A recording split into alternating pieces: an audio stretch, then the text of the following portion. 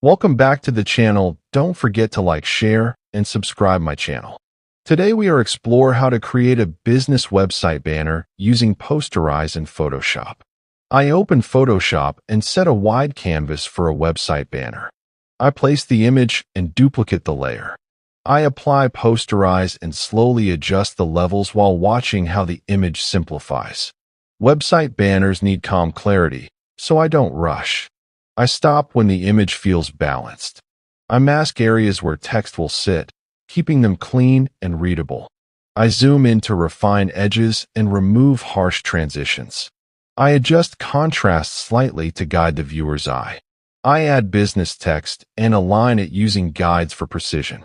I check spacing and hierarchy.